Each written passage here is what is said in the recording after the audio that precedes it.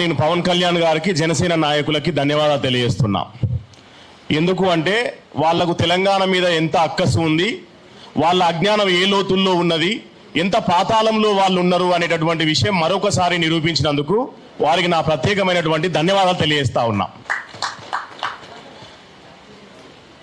తెలంగాణ నవనిర్మాణ సంకల్ప సభ పవన్ కళ్యాణ్ గారు మొన్న ప్రకటించినటువంటి ఈ ప్రోగ్రాం పేరు. అది వాస్తవానికి అమరావతి రాజధాని నవనిర్మాణ సభ పెట్టుకుంటే బాగుండేది. ఎందుకు అంటే వాళ్ళ రాష్ట్రానికి ఒక రాజధానే లేదు ఇప్పటివరకు. ఆయనేమో వచ్చి పక్క రాష్ట్రాన్ని ఉద్ధరిస్తారట.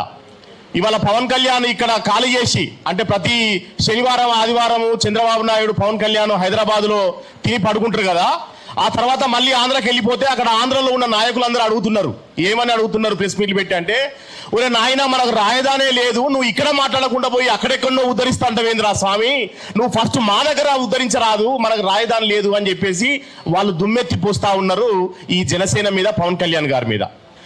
పవన్ కళ్యాణ్ గారు మాట్లాడుతున్నటువంటి మాటలు ఎంత దుర్మార్గంగా ఉన్నాయంటే, వాళ్ళ జనసేన కార్యకర్తలు మొన్న తిరుపతిలో ప్రెస్ మీట్ పెట్టి తెలంగాణ అమరవీరుల భార్యలు వచ్చి ఇక్కడ మాట్లాడితే తాగుబోతూ వాళ్ళని తీసుకొచ్చి మాట్లాడిస్తున్నారు అనేటటువంటి ఒక కామెంట్ చేసిండు తిరుపతిలో. ఆయన బహుశా ఆయన హైదరాబాద్లో చేసి ఉంటే మళ్ళీ తిరుపతి పోకపోయి, ఆయన హైదరాబాద్లో కనుక ఆ కామెంట్ చేసి ఉంటే మళ్ళీ తిరుపతి పోకపోయి ఆయన.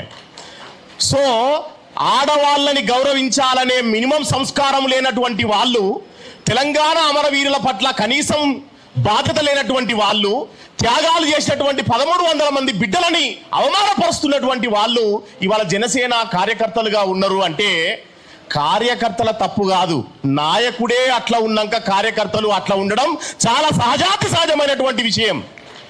కాబట్టి నేను పవన్ కళ్యాణ్ గారిని ఏమంటున్నానంటే, అయ్యా మేము స్క్రిప్ట్ డైలాగులు చదువుతలేం, ఇక్కడ మేము మా గుండె గొంతుకతో మాట్లాడుతున్నాం, మేము మా ఆవేదనతో మాట్లాడుతున్నాం, మేము ఆవేశంతో మాట్లాడుతున్నాం.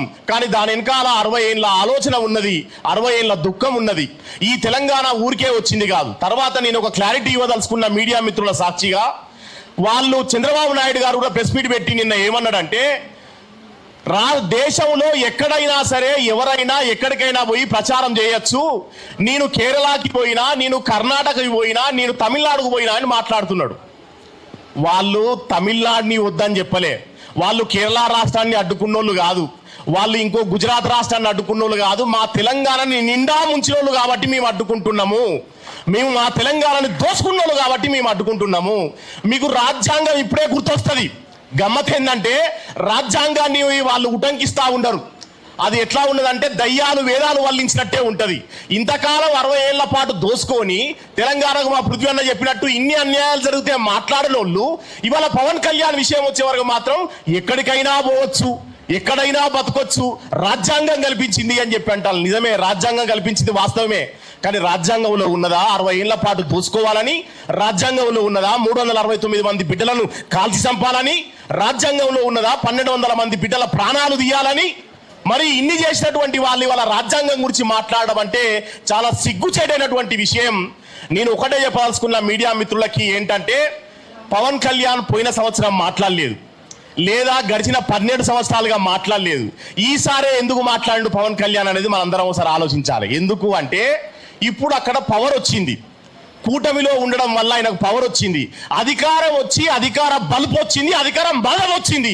కాబట్టి అధికారంతో మాట్లాడుతున్నటువంటి ఆ మాటలని తెలంగాణ బిడ్డలు సహించడానికి సిద్ధంగా లేరు అనేటటువంటి విషయాన్ని నేను చెప్పదలుచుకున్న మిత్రులారా. కాబట్టి అధికారం ఉన్నది కదా అని చెప్పేసి విర్రవిగితే ఎవ్వరికైనా బుద్ధి చెప్తారు. మొన్న పవన్ కళ్యాణ్ గారు మాట్లాడుతూ ఆంధ్రప్రదేశ్ వద్దంటాళ్ళు, ఆంధ్రలో వద్దంటున్నారు, ఆంధ్రలో మాదిగలు లేరా అని చెప్పేసి అంటున్నాడు, ఆంధ్రలో మాలలు లేరా అని చెప్పేసి అంటున్నాడు. అయ్యా, నీకున్న సామాజిక సోయికి చాలా దండాలు, కానీ నీ అంత అజ్ఞానము, నీ అంత తలాతోక లేనటువంటి మాటలు మాట్లాడేటటువంటి మనుషులం మేము కాదు. దయచేసి ఆ రైటింగ్ స్క్రిప్ట్ చదివేటటువంటి పని బంద్ చేయండి. అవి సినిమా షూటింగ్లలో చదువుకోండి తప్ప పబ్లిక్ మీటింగ్లలో మా మనోభావాలను దెబ్బతీసేటటువంటి మాటలు మాట్లాడద్దు అనేటటువంటి విషయం ఇక్కడ నుండి మేము హెచ్చరిస్తా ఉన్నాం మిత్రులారా. కాబట్టి దయచేసి జనసేనకి పవన్ కళ్యాణ్కి ఒకటే మాట చెప్తా ఉన్నా, తెలంగాణలో కూడా పోటీ చేస్తామంటున్నారు కదా, మీరు ఎమ్మెల్యే టికెట్ కాదు కదా, వార్డు మెంబర్ కూడా గెలవలేనటువంటి పరిస్థితుల్లో ఉన్నారు. దయచేసి గుర్తుపెట్టుకోండి. ఈ తెలంగాణ నేల సోయి ఎంతటిదియో గడిచిన 60 ఏళ్ల పోరాటాల చరిత్రను చూస్తే తెలుస్తుంది. ఎక్కడ పిడికడు మట్టి తీసుకున్నా సరే అది వీరుల కథల్ని చెప్తుంది, అది పోరాట కథల్ని చెప్తుంది, అది తిరగబడేటటువంటి తనాన్ని చెప్తుంది. కాబట్టి కాలోజీ అన్నట్టు ప్రాంతం వాడు దోపిడీ చేస్తే ప్రాంతంలోనే పాతరేస్తాం, ప్రాంతేతరులు దోపిడీ చేస్తే ప్రాంతం అవతల దాకా తన్ని తరుపుతాం అనేటటువంటి విషయాన్ని మేము తెలియజేస్తా ఉన్నాం. పవన్ కళ్యాణ్ గారు చేసినటువంటి దుర్మార్గమైనటువంటి వ్యాఖ్యల వల్ల జరిగిన ఒక ప్రాబ్లం ఏంటంటే, ఒక ఆంధ్ర సినిమా డైరెక్టర్ మిత్రుడు నాకు ఫోన్ చేసి, అన్నా మమ్మల్ని చాలా బూతులు తిడుతున్నారు మీ వాళ్ళు, మమ్మల్ని ఇక్కడ నుండి పంపించే జీవో ఒకటి తీసుకురావచ్చు కదా అన్న అని చెప్పేసి ఆయన వెటకారం ఆడుతున్నాడు. నేనేమంటున్నా అంటే, అసలు గెలికింది ఎవరు, అసలు ఈ రప్చర్ తీసుకొచ్చింది ఎవరు? 12 సంవత్సరాలుగా ఏనాడు మనం ఆంధ్ర మిత్రుల్ని ఒక మాట అన్నోళ్ళం కాదు. నన్ను నాగార్జున యూనివర్సిటీకి ఒక చీఫ్ గెస్ట్ గా పిలిస్తే నేను అక్కడ చెప్పిన, రాష్ట్రాలు వేరైనా మన రక్త సంబంధం ఒకటే అనేటటువంటి మాట అక్కడ నేను చెప్పిన.